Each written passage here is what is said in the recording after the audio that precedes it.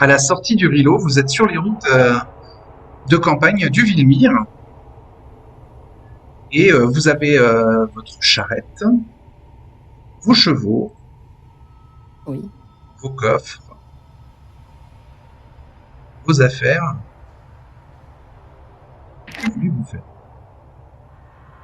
Vous êtes libre, libre, comme des aventuriers.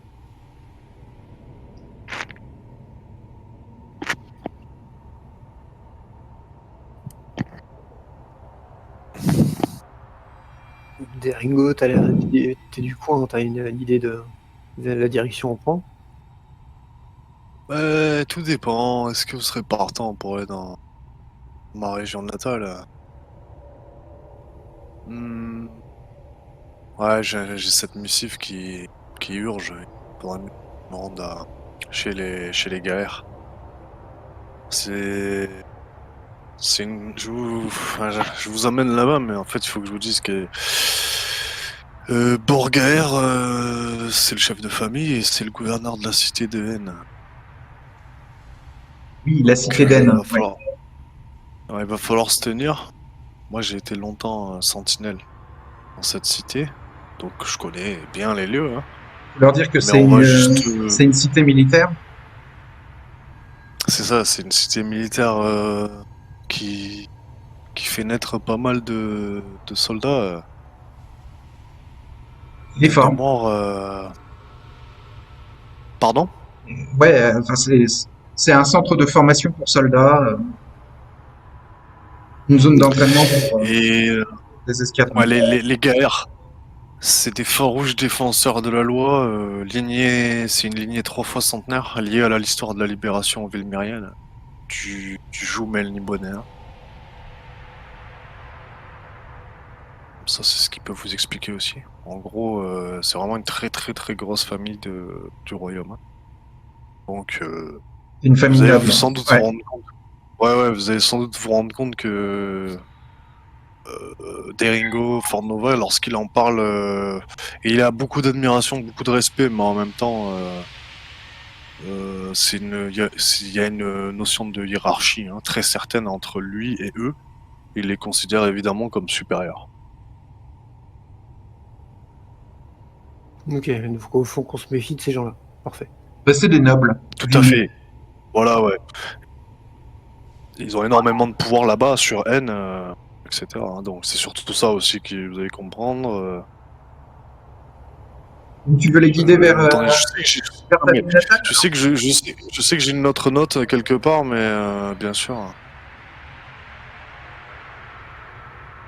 Vous êtes guidé par Deringo qui vous ramène vers sa ville natale qui se trouve dans l'est du Villemire, sur la côte est. La ville d'Ain, Alors, c'est une ville portuaire qui se trouve à moins d'une semaine du Rilo. c'est toujours dans la même région, hein, je crois. UAIO, non? Ouais. Voilà. Euh, Uayo, c'est une autre ville qui est plutôt vers l'ouest du Villemire et qui est beaucoup beaucoup plus grande que Urilo de là où vous venez. C'était une ville intermédiaire, Urilo. Et C'est Uayo, plus grand que N. c'est très, très très grand. Comment? Et UAIO est plus grand que N Oui, aussi. oui, oui. Ain Ok, a à peu ok. près la même taille que Urilo, la ville de... Vous avez eu votre dernière aventure. Ouais, ok, d'accord.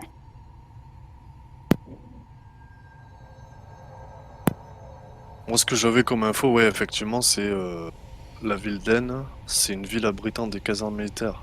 Des casernes de milliers de légionnaires qui déambulent ivres et qui se payent les services des prostituées quand ils ne paradent pas dans leurs armures rutilantes. Ouais, c'est à peu près la description de la ville. C'est ça. Un bon défi d'intéresser les bourrus paris à la musique. Ouais. Donc vous voyagez sur les routes du Villemire qui le voyage est plutôt calme. Vous faites des arrêts tous les soirs, soit au bord des routes, soit à des auberges relais qui sont situées à une journée à cheval les unes des autres dans les terres du Villemire. Et donc vous repartez vers l'est et vers la côte et vous quittez la région d'Urillo, hein, la ville intermédiaire où il y avait eu la foire aux corsaires. Et en fait, vous reprenez un peu la direction de Caserne, la première ville où il y avait eu le défi des champions. Et la ville d'Ain se trouve dans cette région, en bord de mer. Donc, comme vous l'a décrit Deringo, c'est une ville qui abrite au moins une moitié de la population qui est militaire. Il y a des casernes qui forment des jeunes villemiliens qui viennent des quatre coins du pays à la guerre et à la discipline de soldats pour faire partie des armées, des familles nobles qui dirigent le pays ou qui, en tout cas, reçoivent leurs ordres du clergé de la loi du pays du Villemire. Donc vous entrez dans cette ville qui filtre les étrangers qui y rentrent, mais on ne vous pose pas de questions grâce au blason, au tabard que porte Deringo de la famille Goer, hein, la famille qui dirige la ville, par-dessus son armure. Mais vous voyez quand même qu'il y a une longue file d'attente de paysans et de commerçants qui veulent entrer ou sortir de la ville à différentes sorties. C'est une ville d'à peu près, normalement, 30 000 habitants, mais avec les garnisons de soldats, on peut compter 50 000 habitants. Il y a des tentes militaires qui sont aussi à l'extérieur de la ville, qui débordent. Et les champs aux alentours sont souvent réquisitionnés pour faire des simulations de confrontation entre des groupes armés, des entraînements ou des reconstitutions de batailles. Ce qui fait que les champs sont assez saccagés par les chevaux et par les centaines de marches d'hommes qui sont formés en escadron, en groupe rigide et discipliné. Vous entrez à l'intérieur de la ville et l'atmosphère est un petit peu plus légère qu'à l'extérieur. L'impression d'entraînement et de militarisation est un petit peu moins présente, mais il y a ces soldats qui ont validé leur formation, qui sont officiellement des combattants pour le pays du Villemire, voilà, qui paradent avec leurs armures rutilantes et qui ont souvent un pichet de vin à la main et qui sont assez bruyants et joyeux, festifs. Une fois qu'ils ont eu leur grade de soldat, ils sont un petit peu plus libres de laisser filer la pression qu'ils ont eue pendant leur entraînement.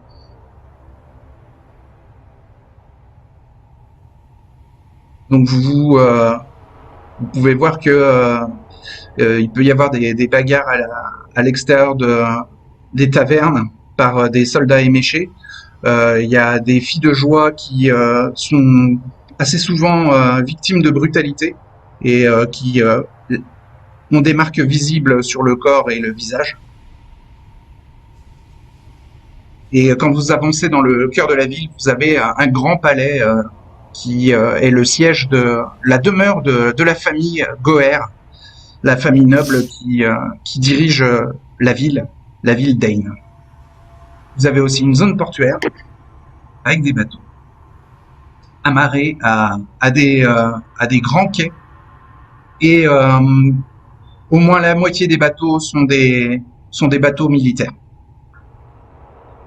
De grands galions, 2 mâts ou 3 mâts, armés de canons, et qui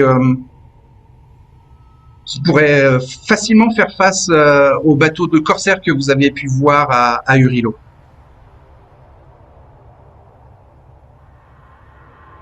La famille Gaër, ouais.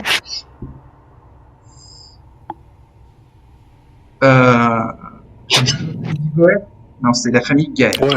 Pardon. Ouais. On va se concentrer sur la missive du coup et directement se rendre peut-être à la personne concernée. Il me semble que c'était directement le gouverneur, hein, de mémoire. Oui, c'était à bord Gaër qu'il fallait remettre la missive. Eh ben voilà. Du coup, direction le palais du gouverneur. Ouais. Le bastion, j'imagine. Donc, à l'entrée du palais, il y a des gardes, une milice privée, hein, des gardes qui ne sont pas affiliés aux soldats du royaume, qui sont affiliés à la famille Gaër avec leur tabard, hein, avec le même blason que celui que porte Deringo, qui sont là et qui filtrent aussi, bien sûr, les passages. Donc toi, ton tabard Deringo, il a été déchiré, abîmé, sali, et il est en piteux état.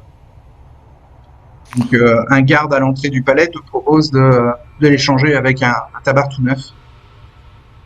Ah bah très bien, ouais. Ce serait parfait. Je suis bien content d'être rentré. Je reviens de loin. Effectivement, Deringo enlève ses gants, ses gantelets, etc. Il se prépare à remplacer tout ça, quoi. Mm-hmm. Et il indique aux gardes que il a une missive importante adressée à notre cher gouverneur. On te demande qui sont les personnes qui sont avec toi, les 3 personnes qui t'accompagnent. Il s'agit d'un groupe d'aventuriers qui m'accompagnent, ou que j'accompagne ces derniers temps. Ils ont été très utiles et aussi m'ont aidé sur une affaire particulièrement dangereuse. Et on a affronté des membres de la guilde des voleurs Ok. à Urilo, et c'était pas facile. Le garde te demande si il peut leur permettre de rentrer avec toi, que tu es responsable de leurs actes à l'intérieur du palais. Bien sûr. Quand il dit ça, si les autres entendent, je vais les regarder fixement tour à tour, chacun d'entre eux, pour indiquer qu'ils ont bien compris eux-mêmes ce qui a été dit, et Deringo il va dire oui, c'est bon, ils sont avec moi. J'ai toute confiance en eux. Très bien. Donc vous passez une grande arche et qui vous mène dans une cour intérieure, la cour du palais, et où il y a au centre un parc avec une immense fontaine qui pourrait servir d'abreuvoir pour au moins une 50aine de chevaux. Une fontaine circulaire avec un jet d'eau qui semble un peu surnaturel, mais qui embellit la vision à l'intérieur. Tout est extrêmement clair et éclairé.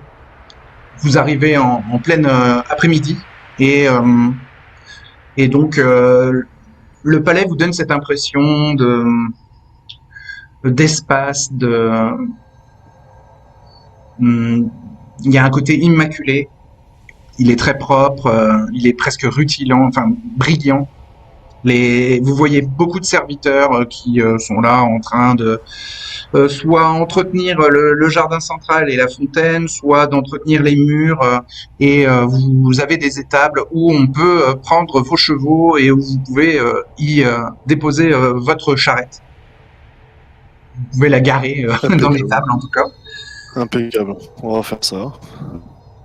Et donc ensuite des majordomes qui sont proches de bord Gaër, le dirigeant, qui viennent vers vous, qui te reconnaissent Deringo et qui t'accueillent, qui t'invitent à les suivre pour que tu puisses revoir les différents membres de la famille Gaër.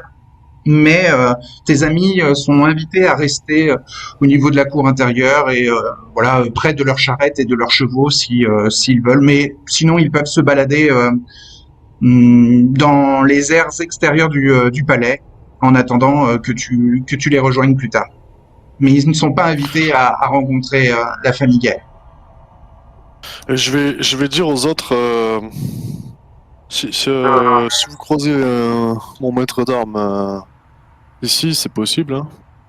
Ouais, Ne le défiez pas en duel, il est vraiment beaucoup trop fort.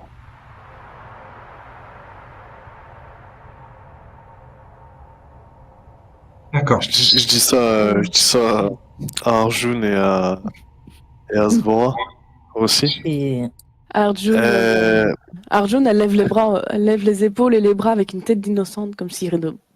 Moi Je suis il innocente. ressemble à quoi? Il s'appelle Inigo Malabarista. Et C'est noté, C'est on le- demande leur nom aux gens qu'on veut taper. c'est le plus fort d'entre nous. Et je vais aller lui parler après si je le trouve. Je dois aller donner la missive. Je reviens. Du coup, je me dirige vers Tu suis les majordomes. à Donc, la rencontre du gouverneur, hein, du coup. Ouais, donc tu revois les enfants de la famille Gaër qui ont grandi. Bon, après, tu n'es pas parti pendant des années, hein, ça fait que une demi-année ou une année que tu as quitté la ville d'Ain. Donc tu les revois, ils ont un petit peu grandi, ils sont tous souriants et très heureux de te revoir. Et voilà, te demandent de leur raconter tes aventures et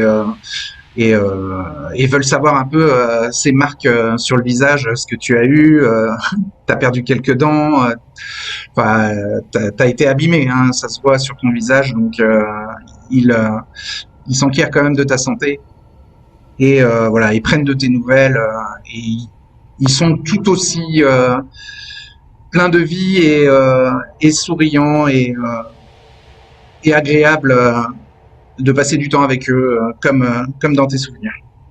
Et ensuite, on t'amène au bureau du gouverneur et tu es reçu par Gore Bor Gaër et Inigo, le maître d'armes, qui était en train de discuter dans le bureau autour d'une table avec en représentation la région en taille miniature et avec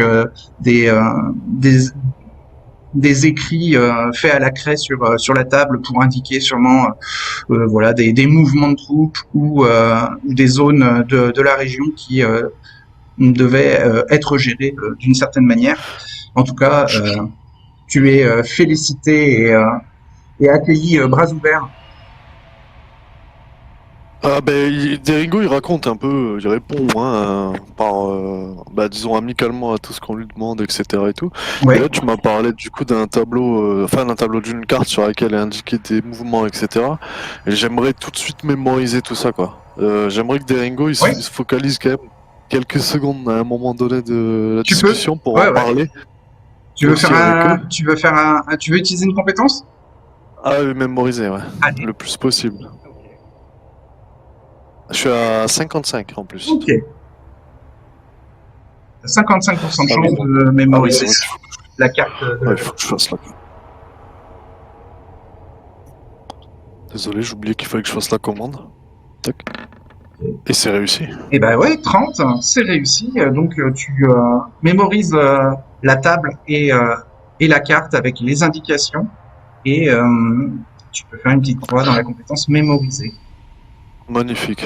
Et qu'est-ce qui ressort de cette carte hein? Qui est bizarre? Qu'est-ce qui sort, on va dire, de l'ordinaire? En fait, les indications semblent souligner des problèmes de gestion d'espace pour des casernes à l'extérieur et des mouvements de troupes qui empiètrent sur des champs et sûrement qu'il doit y avoir des tensions entre certains paysans et les mouvements militaires d'entraînement qui sont obligatoires. Et bah tu as déjà eu l'habitude de ce genre d'histoire, hein, où Rien de normal, rien de trop normal. non, rien de normal. Okay. C'est le genre de choses que tu as déjà vu en fait. Et voilà, c'est des problèmes de gestion d'espace. Ouais, problème classique. Ok, ça va. Lié à une forte présence militaire, hein, forcément. Et donc, bon, Ok. Ça crée des tensions. Bon, bah, on va peut-être juste se concentrer sur la missive. Alors à fond avec le gouverneur en tant que héros du gouverneur, je suis obligé, voilà, un petit peu de pareil, hein, d'enlever les gantelets, de déplier Bien sûr. une poche pour présenter la missive. Ouais. Donc elle était scellée. J'imagine. Elle était scellée et donc tu la remets à bord. Solennellement, vraiment. Il s'installe à son bureau et il la lit. Certes avec des dents à moi. Donc il lève un petit peu la tête une fois qu'il a lu la lettre et donc il te dit qu'il s'agit d'une alliance commerciale qui est proposée avec un riche marchand du Rilo. Et donc il te demande si voilà tu as été courageux, que tu as donné une bonne image de la ville d'Ain et de la famille Gaër, donc dans les différentes aventures que tu as pu vivre en partant dans les terres du Vilmir. Je dois avouer, j'ai fait de mon mieux. Nous avons combattu surpris par des membres de la guilde des voleurs qui ont essayé de nous assassiner. Ah oui. Les guildes de voleurs. Alors, il n'y en a aucune à Ain. Il n'y a aucune guilde de voleurs à Ain. Je te dis que c'est un problème qui n'existe pas dans la bonne ville d'Ain. Hein. Il y a d'autres problèmes, mais ce problème-là, c'est vrai qu'il a été éradiqué il y a longtemps. Mais effectivement, ça doit être beaucoup plus récurrent dans les autres villes de Vilmir. Et ça le conforte sur le fait que la ville d'Ain est sûrement une des villes les plus sûres du pays et une ville où il fait meilleur vivre que dans les autres du pays. Et donc il en est fier. Vous discutez et on te sert du vin à boire. Enfin, tu retrouves tous tes souvenirs d'enfance. Tu retrouves tout ce confort et ces habitudes que tu avais jusqu'à ce que tu partes en aventure. Et tu as l'impression d'être revenu chez toi. Mais si par exemple, Deringo il est conscient que le gouverneur il apprécie l'art et tout ça, il va sans doute s'arranger pour essayer de faire monter nos deux artistes. Bon, c'est qu'Azvora, du coup, elle est peut-être moins concernée, mais... C'est plus ses enfants, parce que lui, il a pas trop le temps.